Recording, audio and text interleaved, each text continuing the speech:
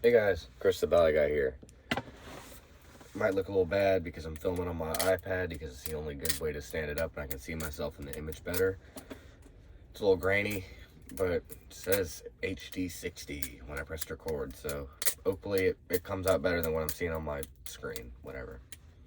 I don't know. I thought I'd just make another video. I want to get in the habit of making videos where I just talk to the camera because I'm going to have a lot of free time lately, and why would I just scroll social media all the time when I could sit here and make a YouTube video?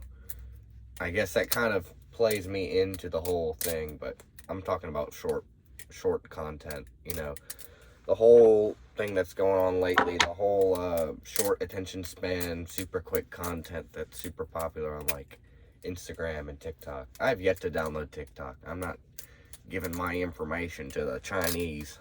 Same with Temu. I'm not doing that crap. But yeah, I was just gonna talk about just something that, I mean, it's just a reflection basically. It's not like I'm trying to make a point or anything or try to convince anyone. It's just interesting, so I thought I'd turn on the camera and talk. So there's something I understand, but I don't coincide with at this moment. And that is just the world of living in extreme amounts of materialistic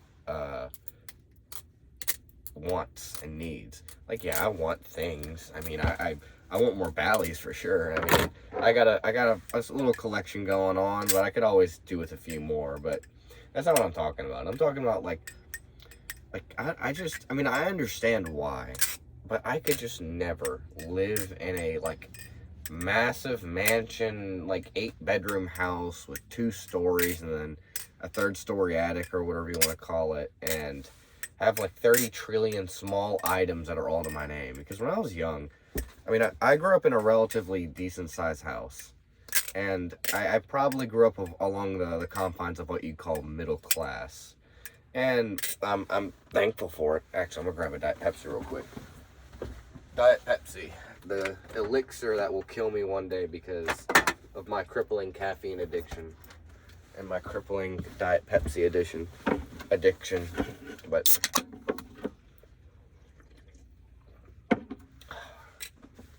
yeah, what I just don't get is how, like, yeah, this is something I don't get. I know I've said that 3 times now, but I grew up in a relatively decent-sized middle-class house. I couldn't tell you the square footage of it off the top of my head, but, like, there were 3 bedrooms upstairs. There was 1 downstairs, relatively large living spaces upstairs, downstairs.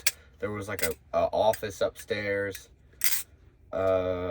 big kitchen, big living room, big backyard right on a pond. And that was where you saw a lot of my videos recorded with the geese. That house I grew up in from 4th grade to I left it at the end of my 10th grade. Moved out to a different city because of reasons involving acceptance with family members into schooling. So we moved to somewhere nearby because it was easier. And that house was just about as big. And keep in mind that it was just me, my brother, and my dad. And my mom was planning on, my parents are separated. My mom was planning on living with us, and she did for a while. But then she ended up moving out for other reasons and all that because of jobs. And it is what it is. But, I mean, let me specify. My parents are separated, but they're on very good terms at this point, and they don't mind living in the same household if they're both paying rent. But that's just not what's happening right now. My mom actually moved to Washington State, and she got remarried, and she's living a good life. So, back to the whole point, though. I just don't get how someone, like, would want to live in a big house like that, or, like, a full family house, 2 stories, and just have a bunch of crap they don't need. Like, my dad, he's done a lot of woodworking over the years. My papa, Chris, my dad's father, was, firstly, he was a aircraft carrier electrician, but After that, he ended up working at, I think, a chemical plant or something, and he loved woodworking. So his hobby was woodworking. He had a huge shop attached to his house. If you know where Donaldsonville, Louisiana is, that's where he lived, out in the middle of Yeehaw, Louisiana country land, in the middle of the cane fields.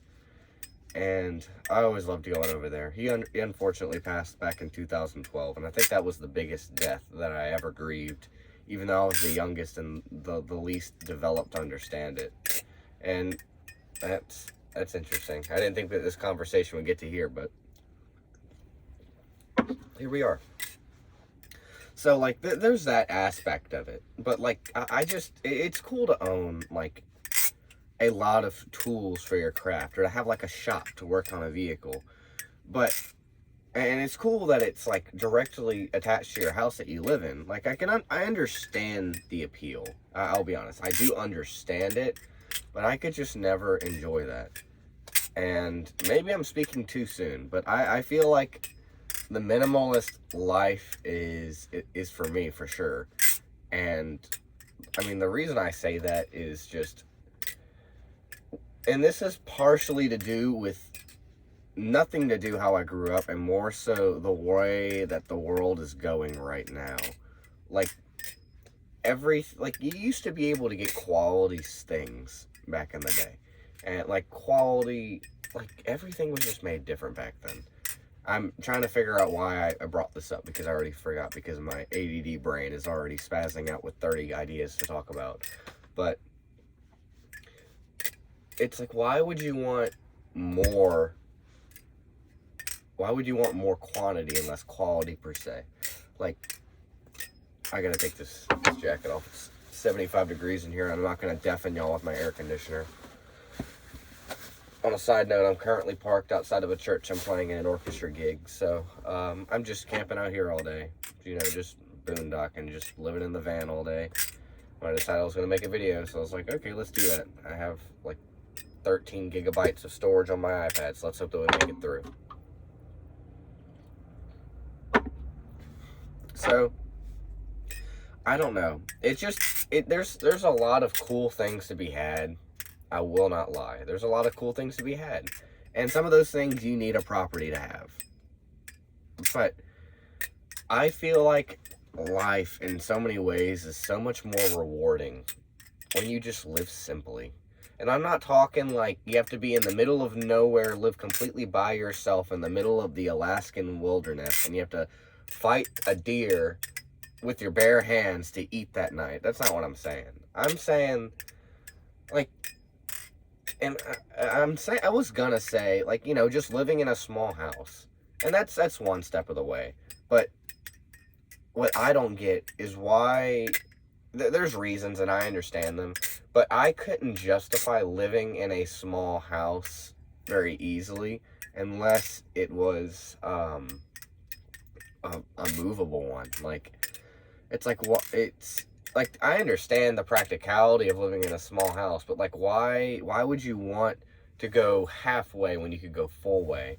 And I understand there's reasons to that, like permanent address and all that, and then just the maintenance of the specific house, the quality and all that. But I'm not saying that everyone has to live in a vehicle or a shipping container, but, or a trailer, but I mean, I guess that is kind of what I'm saying, but I'm not saying you have to, obviously. I'm just saying I wouldn't do anything but that at this point.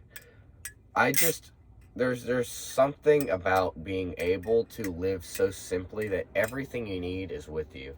And I'm not quite at that moment right now, because, I mean, I want to get a trailer for this van, and I want to have, I kind of want to get a small house trailer and have a second living space that I keep all my stuff in. Just a standard box trailer. I don't know what size I want yet. Probably a 2-axle one, because I can only tow 8,200 pounds. But, and make it a little decent living space, but just a place where I can keep my instruments. And, you know, I had to choose the biggest instrument possible. But right now, my work place, my church that I play at for my primary source of income, is so gracious enough to let me store some of my larger objects for now. And I don't have a whole lot to my name right now. I mean, this van is one thing, my tubas are one thing, and the other small instruments. The organ that stays at the church that I built stays there. And besides that, the stuff in this van and then some extra crap at my dad's house I'll probably end up getting rid of that I don't really need. There's some cool stuff in there, but like decorational type things. Like I have this, I mean, some of this stuff's actually usable, but I probably will never actually use it unless I just go use it, which I might, just for the sake of using it. But like just some like short runs, like maybe this long of just copper wire that's this thick that I found on the ground, or a big insulator that they hang wires from on poles. Like I completely get the appeal to having a bunch of stuff like that. It's cool. It's like you can make your home like a museum and everyone can see all the cool stuff that you have, especially if you're organized. But that's just becoming less of a thing that I want these days. It's just, I want to live simply and do more things. And who knows, maybe I'll change. Maybe my words are marked and I will,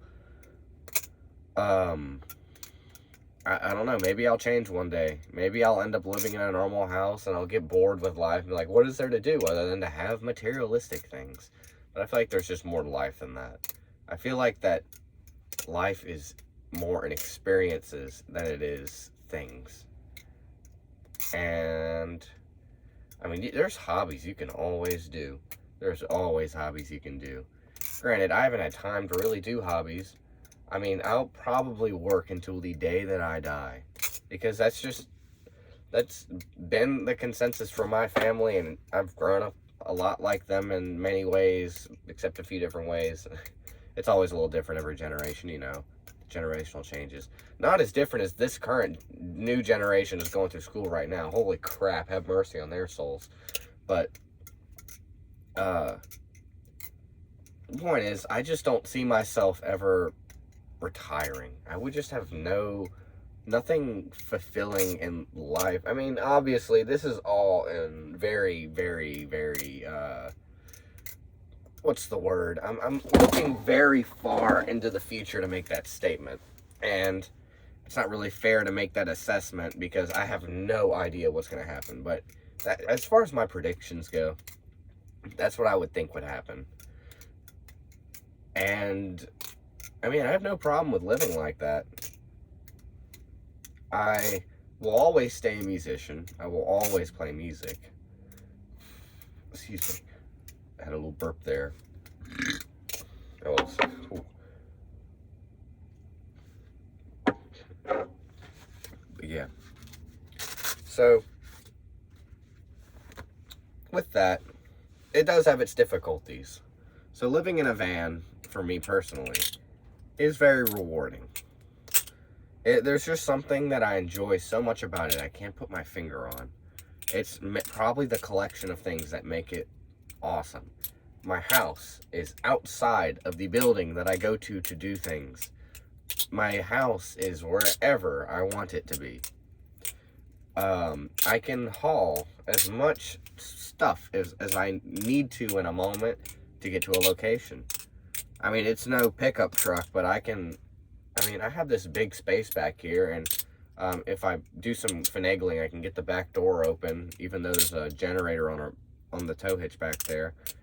And it's a little finagling, but it's certainly well within the realm of possible. For me personally, I use the restroom a lot because I just can't hold my urine very well. It's very nice to have a restroom well within reach, just right next to me at all times, even while I'm driving. Because who knows, maybe I'm driving down I-55 and then in the middle of absolute nowhere, oh, I got a story about that. But I just have to pee. And there's just these like sections of like 20 miles with nothing to stop at. Not even hardly even a house in sight. on that darn road that you can stop on to go to the darn bathroom. Okay, it's not I-55. It's one of the other highways that go north into Natchez, but that's the one I was thinking of, yeah. But it's bad. So, story time. I was driving home from Monroe to Baton Rouge one Friday night. And what decided to happen that Friday night, because I went on a whim, I was like, you know what, I want to go home. I'm going to go home right now. It decided to pour. And I mean, like, the end of the world pour. Like, I was probably leaking liquid into my vehicle everywhere because my 32-year-old seals on this vehicle were deciding to, you know what, I think I'm going to take a break today because this is just too much for me, kind of raining. And I mean, a normal car wouldn't have leaked like that. I mean, it wasn't leaking bad or anything. I'm just saying, it was pouring. So, on my vehicle, there is the arm that comes off of the shaft of the windshield wiper motor. And it's like this. It rotates like this.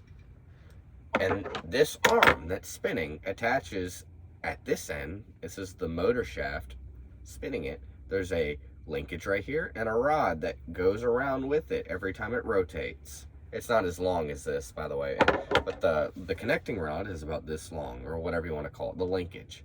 And that one goes to, looking at the front of the vehicle, the right windshield wiper, and then there's one that comes off the right one and goes to the left one. So what happened is that at each one of those connections, it's a plastic rubber bushing. And I ordered replacements, and I could not press them in when I took the whole thing out and put it in a vise. That's how ridiculous these bushings are.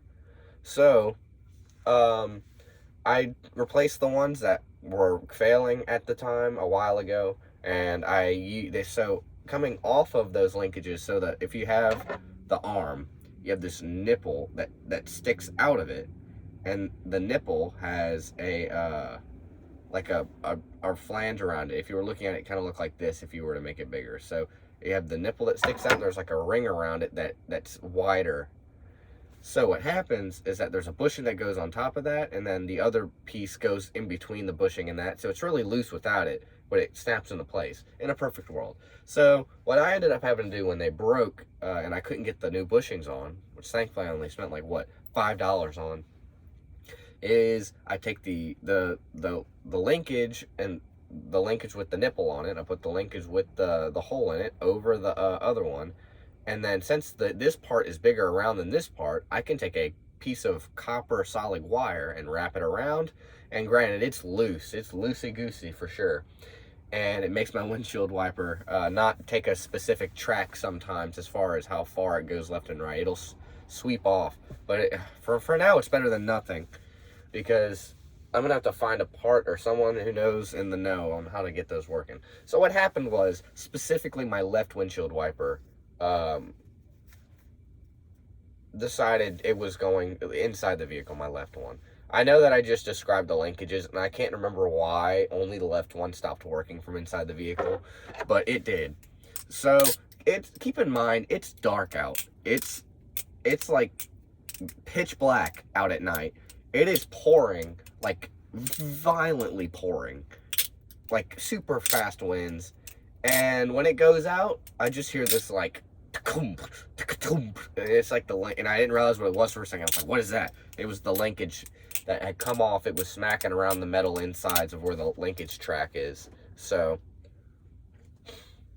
I'm like, absolutely fantastic. So, what I had to do was, there was a car in front of me. I could see relatively well when I was nearly behind them. And thankfully, it was pouring hard enough that the water was mostly slick on the windshield, and it wasn't like dotted and all that and hard to see. So I could mostly see without the windshield wiper. It was just like blurry. It was like driving without glasses illegally.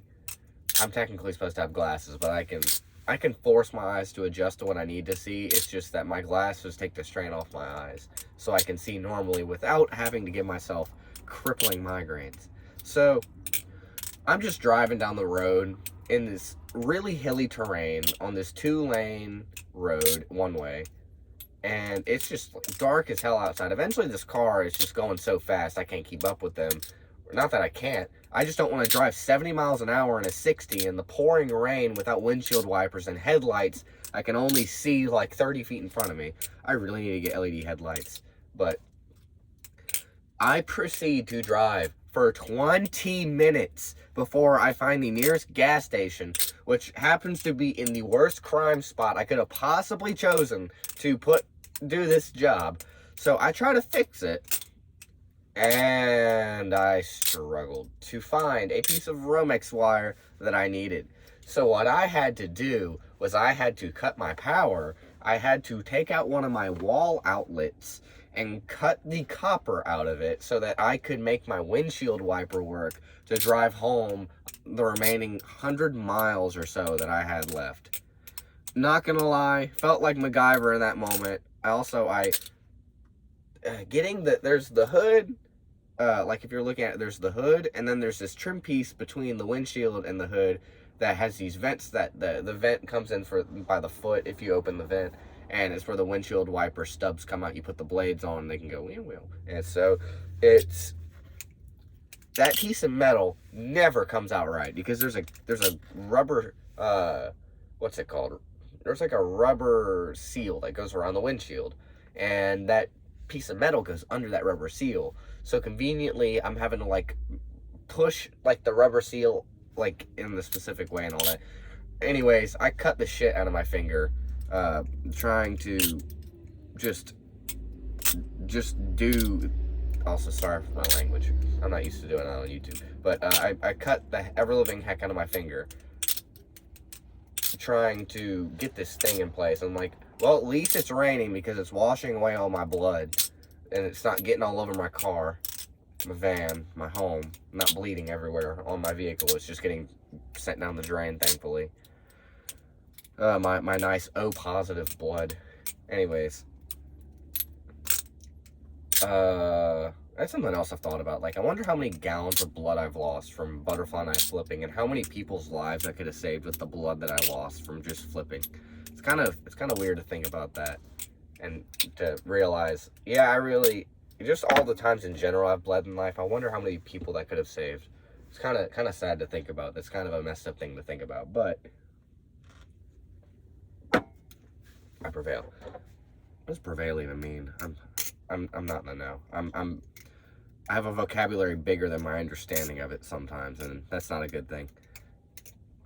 So, yeah, as far as living in a van goes, it has its struggles. Like right now, I'm currently working my organ job, doing some orchestra gigs, played at this mega church, which I got a funny story about that.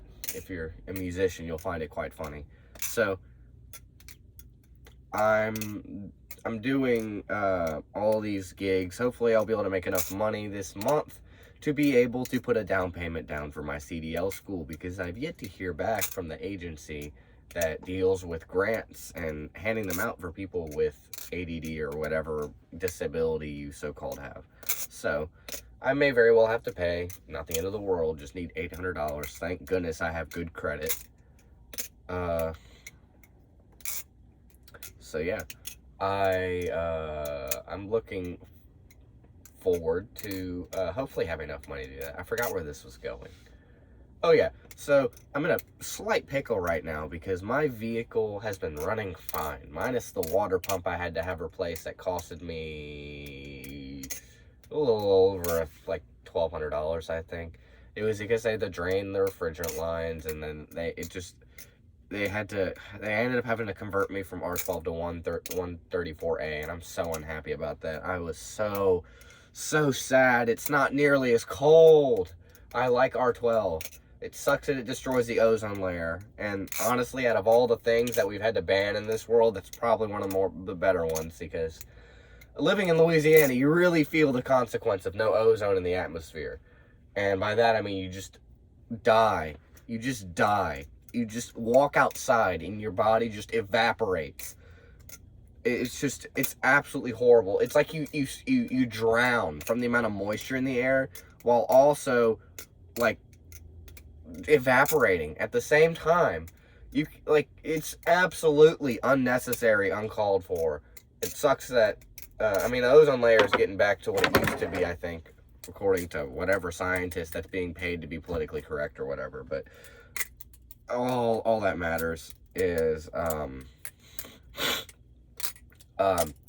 back to the point. I have a very slow oil leak, and by that I mean probably like 9 to 10 drops a day. So basically my oil leak is the equivalent to if I were to take my dipstick out like 3 times a day and measure my oil. So it's very, very minor. And I think over the course of like 3 months I lost a quart of oil. So, and that was because I remember checking the level and it was low. It was less than a quart because it was at the full line, and then I went like 3 months without checking it, and then I pulled it out because I was like, it's been a while since my last oil change. I want to check the color, and I noticed I'm having a slight oil leak. I should probably check that. And it was like right barely above the bottom line on the dipstick, which if you didn't know, on most vehicles, you obviously want it above that low line, but there's more tolerance for error than just that. It's not by much, from what I can tell, but if it's off the dipstick, you could very well still have enough oil. That's why I have a oil pressure gauge that reads the exact PSI where it would normally go to the sending unit. Because the way I know if I have oil pressure is not some stupid indicator light that goes through a computer and says, okay, if you have oil pressure, let's just hold the needle in one position. It's dumb. I mean, my meter would read higher if it actually was higher, but if it was at running PSI, it would sit in the middle. And my electrical wiring for that gauge just started going out because I would come to a stop and it would drop. And I was like, what the heck? I have no oil pressure at stop? That's random. And it was only after like 3 seconds of coming to a stop. I don't know what caused all that. I hope there's not a rehearsal right now. But,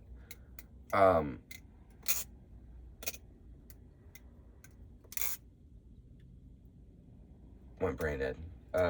So yeah, I ended up just swapping the gauge because the OEM one was just being a problem, even though I replaced the sending unit. It was just poo-poo.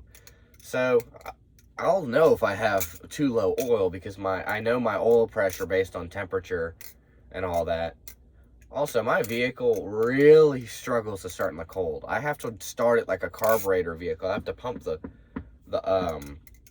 gas pedal before I start it, and once it gets up and running, I don't think it actually does anything before I start it because it's fuel injected, but if anything, I don't know, it just opens the valve, starts venting out any air in there, I guess. I don't know, but I have to give it a very small amount of fuel extra whenever it's cold starting, just because of how much it struggles to start.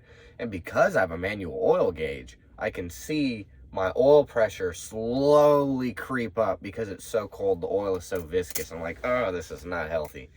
The manual for my vehicle actually recommends, instead of 10W30, it recommends 5W30 in the event that you're driving in only sub-zero climates all the time. But it only got down to 32 degrees tonight, and they said that if that's the lowest temperature you're experiencing, then the good old 10W30 will be just fine. So if you lived in Alaska and it was winter time and it didn't get above 32 degrees Fahrenheit, you would definitely want to put that thinner oil in there. But yeah, so what I'm really gonna have to have done, because also my transmission, whoever did the hosing on the transmission cooler was doing it cheap. We'll just say that. They have some rubber hoses that are hose clamped, and they're leaking a little bit.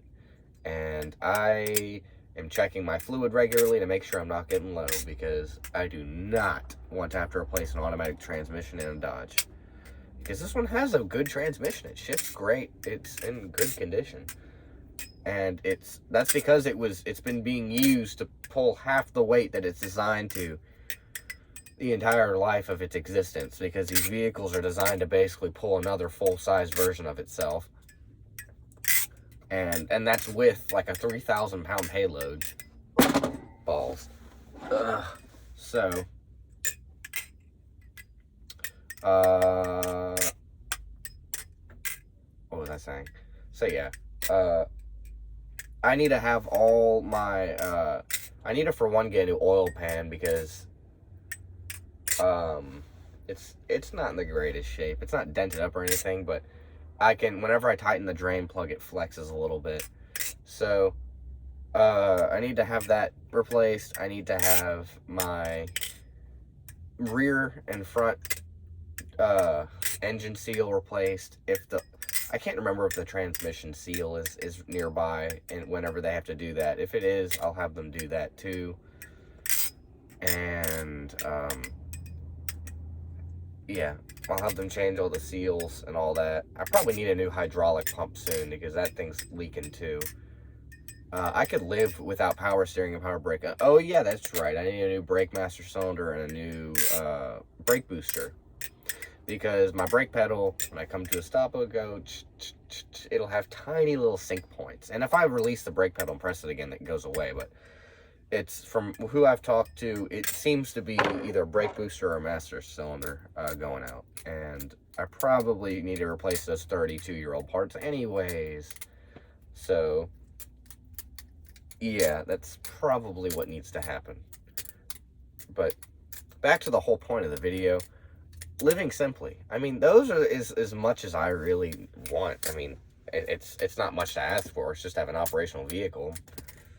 I just remember the rear main seal is above the oil pump, so they just have to take the oil pan off. So I probably won't have the transmission seal done. Sorry, ADHD moment or something. I have no idea. The autism. But anyways, I mean, it's just. And that's why I'm so confident to go into a field, which is CDL driving. That's kind of dying almost right now because it's definitely not as good as it was back in the day when you were middle class for sure. But now I mean, you can barely support a whole family truck driving, depending on where you live and how much you're making and what company you're working for. If you're working for yourself, if you're leasing. But I don't need all that much. Sure, I'd love to buy things. Excuse me, I'm burping. Like a trailer to haul more stuff around in. And maybe pay to have a place to park it if I'm not allowed to park it at the place that I'm planning on potentially parking it at. So, yeah, there's things I want. But I just can't see myself wanting 30 million things. It's like, why would you want 30 million things if you're not financially capable of being able to replace everything you own all at once? I want to live so simply that if in the event that everything in my life just got destroyed all at once, I could afford to replace it all within a few years. And that's not something you can do unless, I mean, obviously insurance helps, but I'm talking on my own wages. And that's something I need to get for this van. I need to get insurance that is specific. I need to get insurance that isn't some BS vehicle insurance that's like, yep, we'll cover you up to $800 because that's what we think your vehicle's worth, but you're going to pay us $40 a month just to insure your own vehicle for that. So, yeah, pay up. No, I'm going to try to find some, like, umbrella insurance or something. I don't know. Some insurance that I can call, be like, hey, I want to insure this vehicle. I want to insure it with a value of, I don't know, $10,000. I want to pay a monthly fee that supports if I have an issue or if something happens, I can get $10,000. And then they'll be like, okay. It's like, why does car insurance have to be this BS that it is? Like, why can't you insure the value that you want to insure? It's like you're telling me that you just bought a vehicle and if you get in a wreck coming off the lot, you can't even get the full insurance coverage of the vehicle. It's so BS. I forget what it's like gap insurance. You're telling me that you got to pay extra. Like, why can't you just start at square one? And just to clarify, I want to insure this vehicle for whatever it costs to pay for whatever it costs. I pay you, an insurance company, to insure my vehicle if it gets destroyed or totaled or damaged to the cost that it should take to replace or repair it. Why is that so complicated? I don't understand, man. That's one of my biggest pet peeves about life. Just let my insurance be what it should be.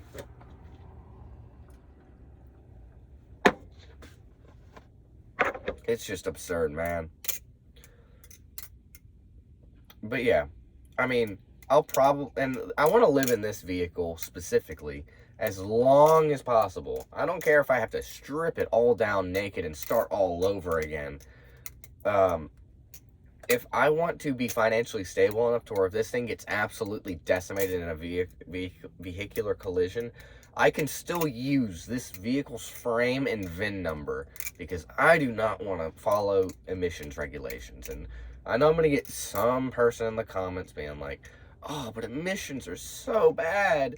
It's destroying the planet. Oh no, your 10-mile-an-hour gas guzzler is destroying the planet.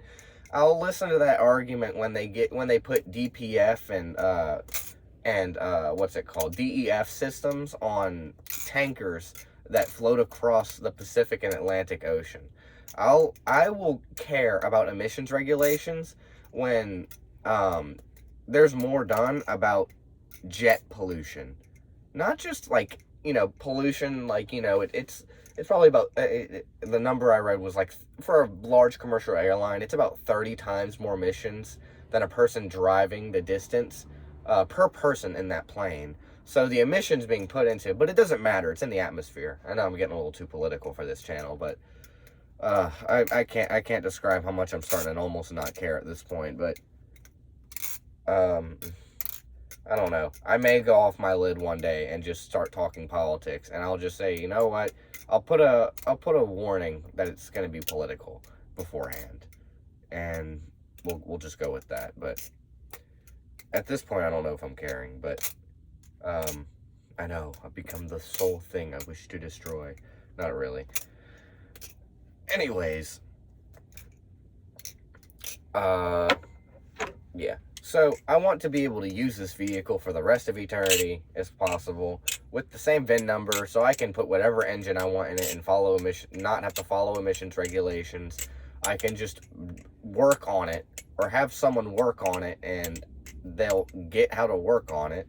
Like if I have to rebuild this thing from the frame up and I can reconstruct it. I mean, worst case scenario, I'll probably buy another one of these vans of the same generation or age, and I will convert it myself to be like a box-sized vehicle or something like that.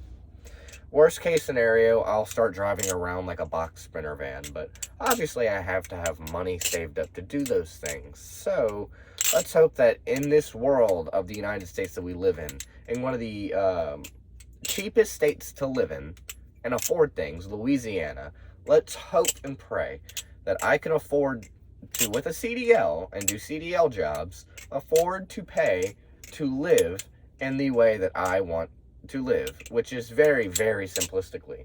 So in a way, this is almost like a little social, economical experiment. It's like, all right, let's see if I can survive off of a wage that is not very high and what I want to do. And granted, I'm going to try to buy some things that I want, like a trailer, and I've said that 3 times already, but